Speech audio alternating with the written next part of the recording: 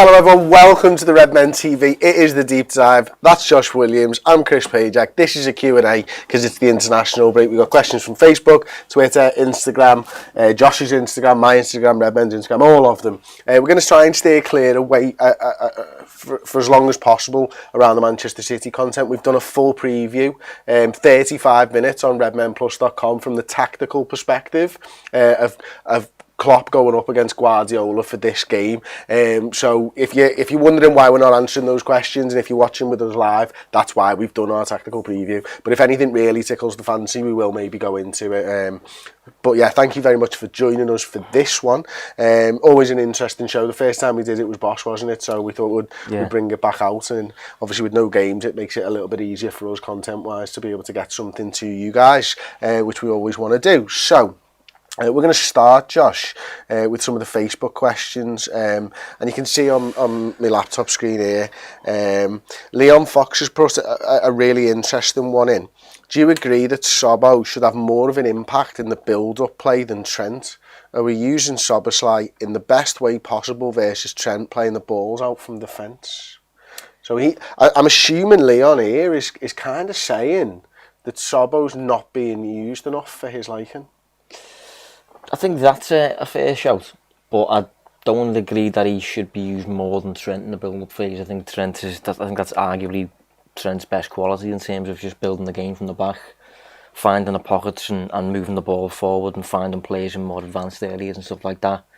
You know, we know he's a master at switching the play and stuff. So I think that's Trent's arguably his biggest perk. But in terms of Szoboszlai, possibly. But this is the problem with Szoboszlai. He's such an all-rounder that he looks just as comfortable in the final third in the smallest pockets of space as he does in his own defensive third, you know, building the move from the goalkeeper or whatever. So he can kind of do it all. I would be inclined to stick with the way it's worked personally, because he is dropping deeper at times and helping out, but he's also crucially spending the majority of his time kind of where the game is decided, which is in the final third. He's got the quality to deliver in the final third. So certain players, you want them, you know, where the game's going to get decided, and I think Szoboszlai is one of them. I think for me, for what it's worth, is I think when you've got maybe somebody like let's move them into the sort of normal positions. When you've got a Trent Alexander-Arnold here, and you've got a McAllister here, and you've got a Virgil van Dijk here, it's almost Timmy Cook spoil the broth type of stuff to ask then Szoboszlai to be in and around there, when you're exactly right. Get him up here, get him playing off Salah or Nunes or anything else. Now I think over the last few games, to be honest with you, he hasn't been as involved enough for my liking. I've wanted him to be involved more, but I think that's the case for both of the eights. And I do wonder whether, Josh, we other teams that we're coming up against have got more and more video on Liverpool and how we're starting to play this system. It's not been as easy sledding as the first 13 games. Going back to last season and the start of this season, teams are starting to know that Dom Szoboszlai is a fucking brilliant player, so they're making it difficult for him. And there is a period of adaptation where you see what someone's doing, and it might be that not every team is defending him in the same way. So he's having to learn, all right, well, when they do this, maybe I have to go there to find the ball. And the next week it might be, well, they're doing it a different way, where do I have to go? So I think as he comes up against players, as he comes up against managers, and he comes up against systems, you'll start to see that brain and start to see him finding space more and more often. Yeah, I also think as well that, like, you know, if we're being completely honest, I think lately, in addition to what you've just said, I think he's also just maybe been a little bit off it compared to the start of the season, little bit back down to earth, which is normal. You know, he's only 22, but in terms of getting him more involved, you do want him more involved, obviously, but you want him involved crucially doing exactly what he's the best at, and he's good at everything, but he's good enough to be doing things predominantly in the final third. Whereas, take for example, a Thiago, if you move Thiago away from the build-up, you're mad. What are you moving Thiago away from the build-up for? That's literally where he excels. Szoboszlai kind of excels everywhere, but particularly when he's kind of deciding the game for you. So I'm happy with him kind of staying where he is, but I agree in the sense that we want him involved a little bit more than we've seen the past couple of weeks. Absolutely. Okay. Tony Davey, a top fan on Facebook, says, why are we not in on signing Andre? Apparently Fulham is his destination. When he excels, we then make a move costing 80 to 100 million. Stupid when he can be bought now for 20 to 30 million pounds, I believe. Now, we did a show last week, a full deep dive on this, to be fair. I don't think, in 5 minutes we can really do that question the justice that it deserves. But I think we're both in agreement. It's fair to say that we think it's a bit mental. It is a bit mental in this, if that's the kind of player you want. If you want a controller to come in, he's ideal. He's a decent price, he's a good age, all of the nice stuff. So if Liverpool don't get him in 2024, I don't think we'll get him full stop. Like, Tony's obviously making the point that, like, if you don't get him now, you get him from Fulham for about 100 million or something. I don't think that will happen. I think if Liverpool move for him now from Fluminense, or they don't get him at all, and if they don't get him, I don't think it's necessarily because they don't rate him or anything like that. I think it could just be a case of, like, they no longer see as much of a need for him squad wise compared to when they initially explored his availability. Yeah, and I suppose what we came to last week, just not to go over it too much, but when you've got McAllister, when you've got Gravenberch, when you've got Dom Szoboszlai, Kurt Jones, Harvey Elliott, Stefan Bajcetic, Thiago, although he will be going at the end of the season, and Trent now starting to play more and more in the midfield, you might just think your options are already at the football club. Which, for me, and I think for you as well, we both see it as a weakness at the moment, the DM thing, but Klopp knows and understands how to build a squad and how to manage personalities and manage those minutes on the field, and he might just think, do you know what, I'm getting enough. We're a point off Manchester City right now. We've got the opportunity on Saturday to go top of the table, and we've done all that without a defensive midfielder, and this team might only get better and better and better. So we'll move on then. Leon, no, we've done Leon's, haven't we? Amir Jawad. Hello, Redmen. As we come out of the international break, only 1 point adrift of City, and with us travelling to the Etihad on Saturday, do you think we have enough in our squad this season to push City all the way? Thanks. I think we will be City's biggest challenges, personally. Oh, this feels like a cop-out here. No, it feels like second by 10 points. Well, no, it depends. Well, exactly. That's kind of what he means by. That depends what he means by push City all the way. In terms of more than Arsenal did last season. Well, do you mean like City's biggest challenges, or actually like 37 games played, we have a shot at the title? That's what I want it to be. Well, that's what I want it to be as well. But is that what Amer means? You know what I mean? Let's go with yes. Okay, if he means yes there. I want to say yeah, but it's really hard to call. Possibly, yeah. I mean, I'd say like 50-60% certain that we are going to be in with a shot of winning a title by that stage of the season. But I rate us slightly higher than Arsenal at the minute, if I'm honest. Yeah, I'd freely admit that I'm going to have the splinters on my arse from sitting on the fence here. And you're having a go at me as well. I know. When you sat on this fence, you can do whatever you want. Yeah. I said at the start of the season, I think Liverpool will be second in the league. What I will also say is Liverpool have surprised me. Liverpool are further ahead in the project, which I hate describing a football team as that, but it seems readily accepted now that you're allowed to do that. We are further ahead, I think, of the schedule right now. I don't think Liverpool really thought they could win the league title this season. I do think if everything goes our way, Liverpool can really challenge. Yeah. But like that means, for me, it means sorting something out in the January transfer window for a proper DM, and it means no injuries, and it means, maybe Manchester City get a Rodri injury or something like that.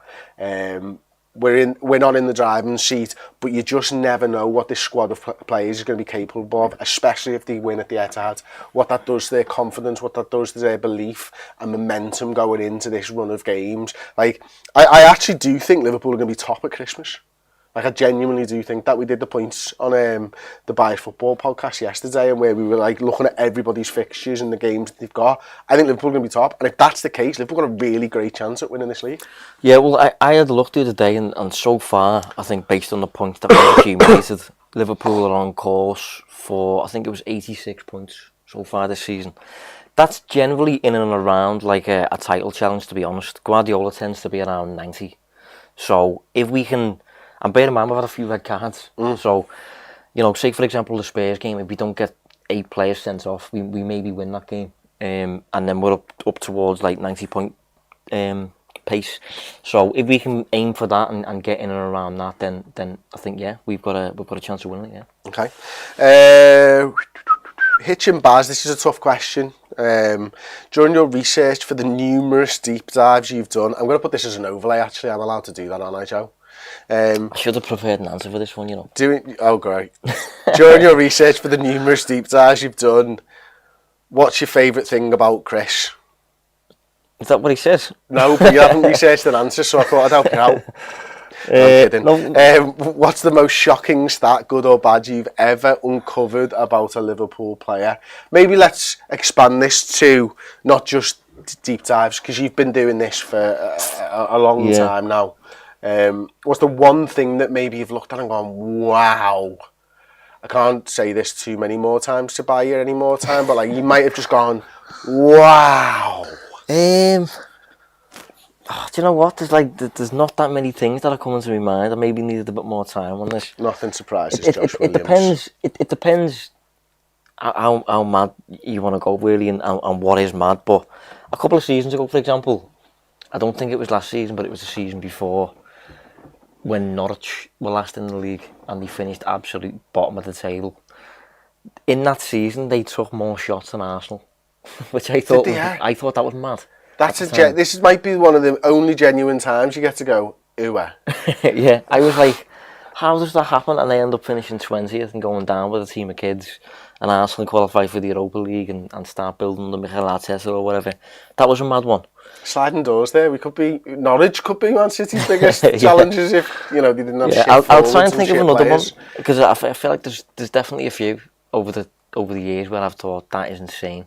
Do you know what? It's not really a great answer to this, Baz. But I think the thing that surprises me most is like people who should have a really good understanding of the numbers and what they mean, using them in the complete wrong ways, like to prove arguments and stuff like that. Or that's the thing that grates me more than anything. Like you see them after games, these big accounts putting stuff up like 1 of 1 dribbles and 2 tackles and yada yada yada, and it just does my head in all that. And then they'll put like a little tagline about it at the bottom, and you're like, yeah, but he was shit, and all that. But then also the other one is people using defensive stats all wrong, and just not understanding that like having 8 headers in a match is absolute brilliant if you're Burnley, but it's not great if you're Liverpool.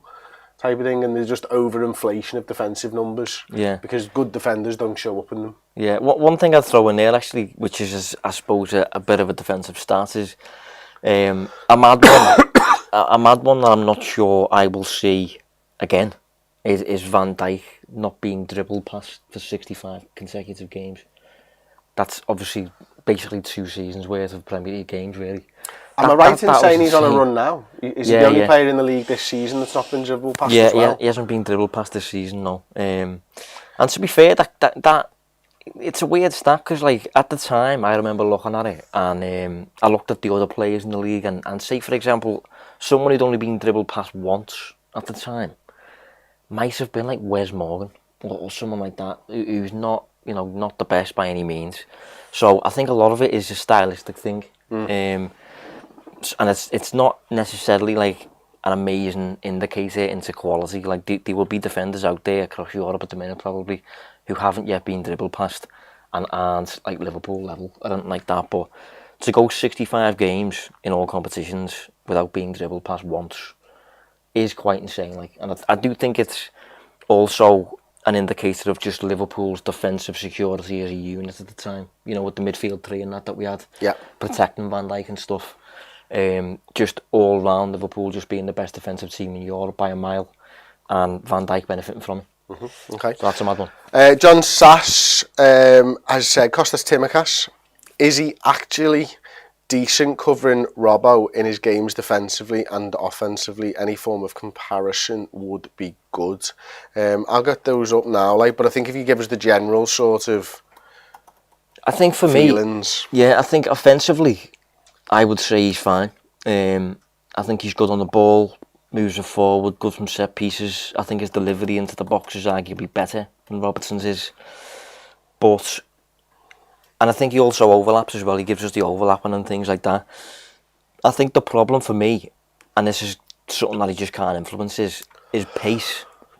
Just nowhere near on the level of Robertson in terms of like recovery pace and that as well though. So if he does get forward, his ability to get back and like kind of protect Liverpool against the transition is just not as good.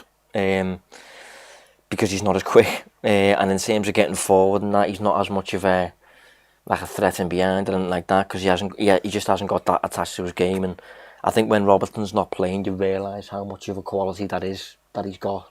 Just his ability to not only run up and down the field all day, but just do it really, very fast to the extent where he always feels like he's supposed to be where he is. He never feels out of position, but that's just because of how quick he is.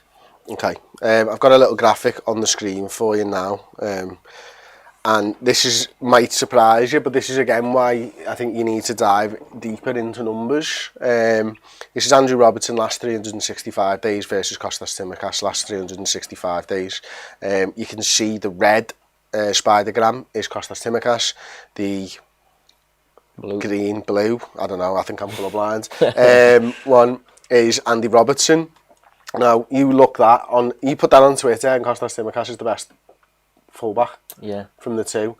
Doesn't take into account that Kostas has played probably a third of the minutes of Andy Robertson. Doesn't take into anything. Doesn't even give you the stats that you want. Yeah. So I suppose this is where you need to dive a little bit deeper into the numbers. But in terms of assists, he's done better. In terms of shot creating actions, better. Passes attempted, about the same. Pass completion, not quite as good. Progressive carries, he's better. Touches, more progressive receptions, more tackles, loads more interceptions, more blocks, more clearances. And yet the eyeball test tells me that Andy Robertson is a far superior player. Yeah, and that's why kind of like football will never really be, you recruit or you assess based purely on numbers alone. You have to factor in the eye test, you have to factor in logic and context. And obviously that kind of radar is lacking a little bit of context there. But like say for example assists, I mean it's out of Tsimikas' hands whether he gets an assist, because it depends on the finishing quality of the lad that we support. But you could put shot creating actions up there, for example, which puts it a little bit better. There's expected threat now, which you can balance it off with, that a lot of sites have started to use, although they're more paid for sites and stuff like that. So there's loads of things there now, I suppose, that do dive a little bit deeper. And that sort of goes back to my point before about how, like, I think it matters, the context matters at every point when you're looking at numbers, doesn't it? Now, especially for kind of defensive plays. I'm just going to move this while we put the screen in front of us so that we can share it. Now, you can see here, this is now based on this year's stats. Obviously, it's not a spidergram, it doesn't look as nice, it's a bit boring and all that type of stuff. First thing you're doing for anyone new to this is you're probably going to your toggle per 90 stats, because it gives you an accurate reflection. They've actually, again, even now, the minutes is 270 to 720. It's not a big enough sample size to be able to compare the two players directly. What's that, 3 full games? Yeah. Kostas has played, that's it. Whereas Robbo's had 8 full games, so less than half. Yeah, there's certain things though that even despite that really jump out. Like the number of progressive passes both players are playing are virtually identical. Yeah. But look at the progressive passes received. And I would normally say is because Kostas' starting point is further up the field. Yeah, Kostas is more of a fullback in this system at least. In playing as a bit more of a final third threat for Liverpool, whereas Robertson's been a bit more of a dual kind of centre half at times so far this season. But for Robertson to be receiving less than 4 progressive passes per 90, and Tsimikas to be averaging 12 per 90, suggests that Tsimikas is a lot more of an outlet. But if you watch them as players, I would prefer Robertson to be my outlet than Tsimikas, just because he's quicker, more of a threat in behind and stuff like that. It's quite weird, isn't it? Well, also when you think of it, like, get the ball back. How's the second here? This is the problem with the Q&A, isn't it? We're all over the place. Like a progressive reception, am I right in saying it's 20 yards or is it 10 yards? Complete a pass that moved the ball towards the opponent goal line at least 10 yards from its furthest point, right? So if Kostas' starting position is there and a defender is playing him the ball, for example, great. But if Robbo is more defensively disciplined and starting there and receives the ball, he's not going to get those progressive receptions. No. So there's two ways of looking at that. Yeah. He's more of an outlet, or his position is fucking shocking, and he's all the way up here all the time when he shouldn't be, and Liverpool are getting counted on. Yeah, or he should be. And that's just from one stat that we've looked at, or he should be. Yeah. Again, context is key and king in this regard. Yeah. Because it makes a big difference, doesn't it? Like, we're going to try and move that out. Hopefully we're answering this. What was the question? Is he any good? Just comparing. He's decent. He's a good second, so he's left back, I suppose. Is there any other? Let's have a look at the goal and shot creating actions and per 90 metrics. So actually, in shot creating actions, Kostas Tsimikas again, per 90 more. Yeah. Now, factor in 2 games where Liverpool went down to 10 men. 3 games? 2 games? 3 games, 4 red cards. Okay. Yeah. None of them were in Kostas Tsimikas games. True, They were all in Andy Robertson games. So again, context. Yeah. So all of a sudden, your left back who's playing completely differently to Kostas Tsimikas, who's been playing when we've had 11 games, 11 men on the field every single time. Yeah. So again, that might have an impact. And again, those sort of smaller... Tsimikas has also miscontrolled the ball the same number of times as Robertson so far, despite playing less than half the number of minutes, and he's made more and he's been dispossessed more, which does correlate with the eye test for me. Like, yeah, that kind of player, isn't he? And so again, if we were to look at this and they both played 38 games in a season, those red cards wouldn't have made so much difference to a per 90 metric. But when 3 of Robertson's 8 games have been ruined by red cards, and Kostas has been in 3 games with all 11 men, it skews them massively, which is why we always say not enough data to be able to do this properly and stuff like that. So I think what you can see there is you need more than just the numbers.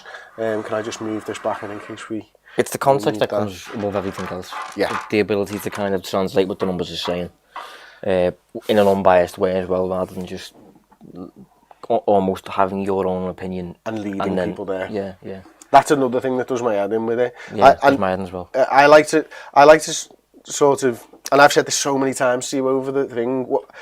I like to just put a question out there and find the answer out during the show. Sometimes, even if there isn't an answer. Yeah, and that's fine. There's nothing wrong with that if you can't see it. There's no point in lying or changing it or anything else or trying to fit the narrative. Right there, it looked like fucking Kostas was boss. Yeah. It is. There's nothing wrong with that. Got loads of comments coming in here. Drop a like on the video, by the way, if you are enjoying this type of a thing. We're gonna have to get a bit of a wriggle on here, to be honest with you. So I'm gonna go over. More one-word answers, maybe. Yeah, I'm afraid so. So I'll go down to some of the Instagram ones that you got, mate. Okay. Sean Christian is asking on my laptop here, is Gakpo now just a squad player, or is Klopp finding a way to put him in the starting 11? This is a really interesting question, actually, because we covered a little bit about Gakpo last week, didn't we? It feels like he's a squad player to me, but if this City game he gets the start over Núñez, could suggest otherwise. I don't think he's a squad player. I think Liverpool have basically got maybe about 15 starters in the squad at the minute. And I think any of them can realistically play, and Klopp wouldn't bat an eyelid and wouldn't think the quality's dropped or anything like that. And I think Gakpo's one of them. In terms of like finding a way to put him in the starting 11, I think that's the kind of unanswered question at the minute. Obviously he's played as a false 9, left-sided 8 and left-sided forward.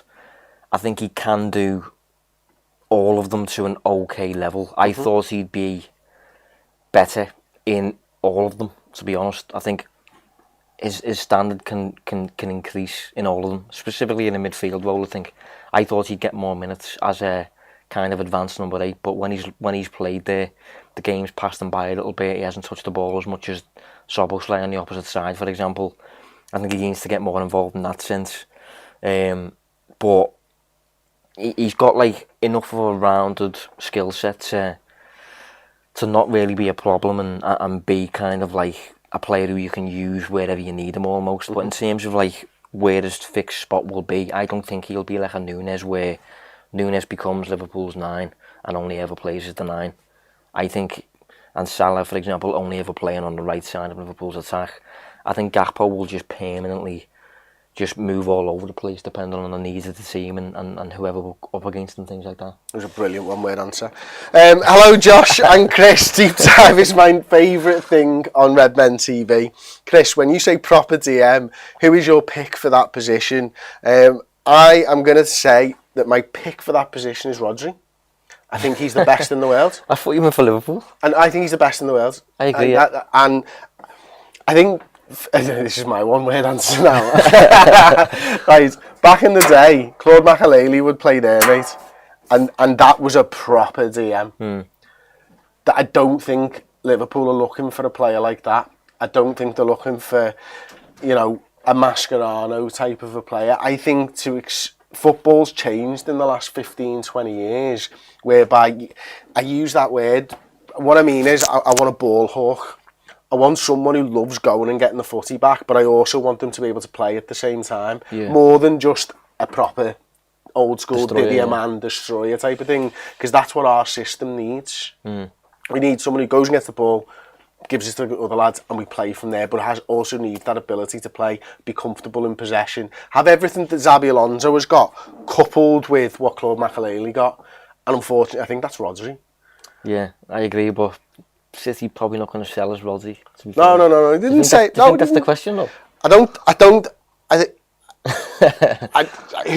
read it as who's the pick for that position. Who's the best? Well, I would completely agree. I think he's the best in the world by a mile, to be honest, Rodri. But in terms of who Liverpool are going to get, that's probably why we haven't got anyone yet, because the market's really limited at the minute. Trey Suggs said, what's the topic today? We're doing a Q&A. We've done a Manchester City preview. Yeah, it was a good one, that wasn't it? Yeah. It was a good question, mate, and we've answered it. So, Trey Suggs said, gotcha, thanks. He's already found out. Okay, these are the ones that are coming in live. They're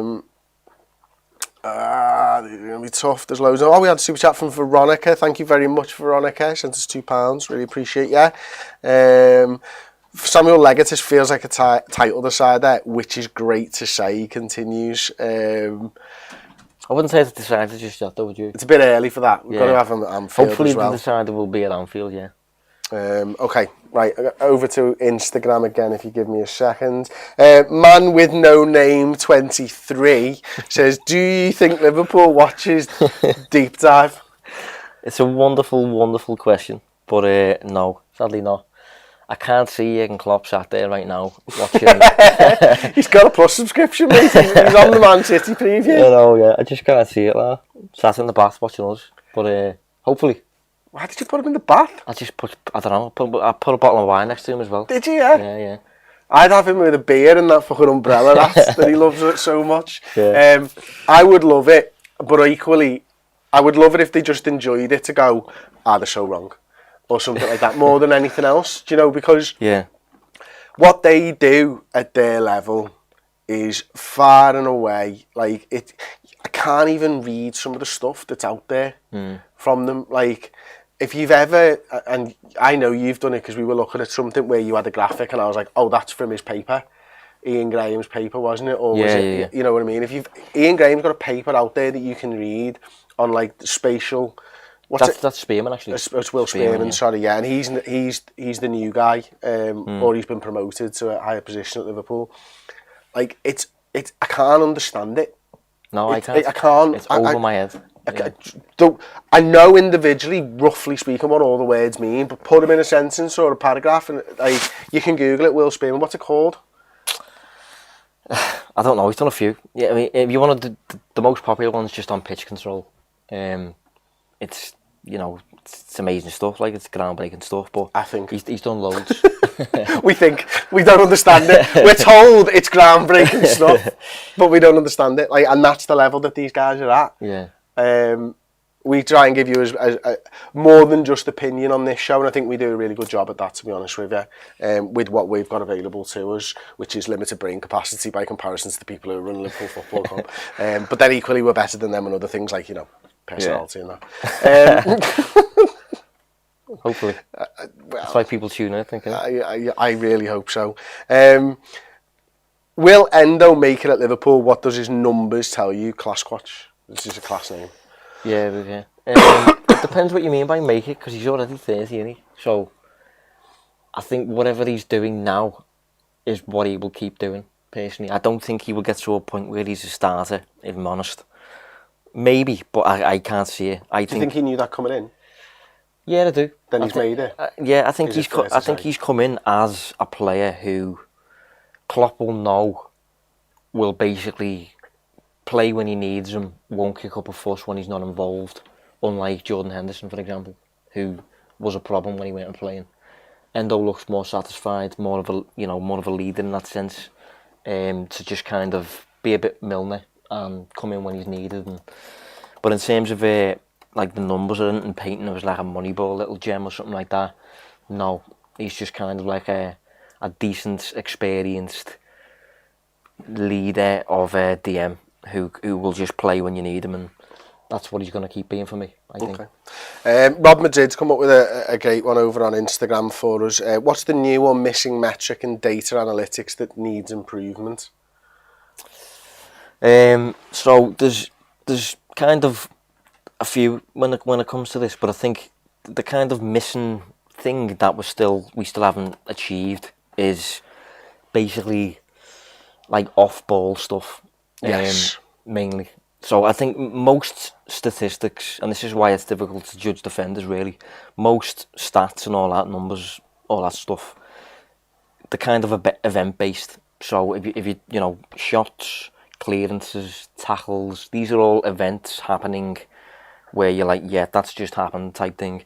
Whereas off-ball stuff, it's difficult to like quantify them and to judge like their influence, their impact on the game, especially if nothing kind of happens on the back of them.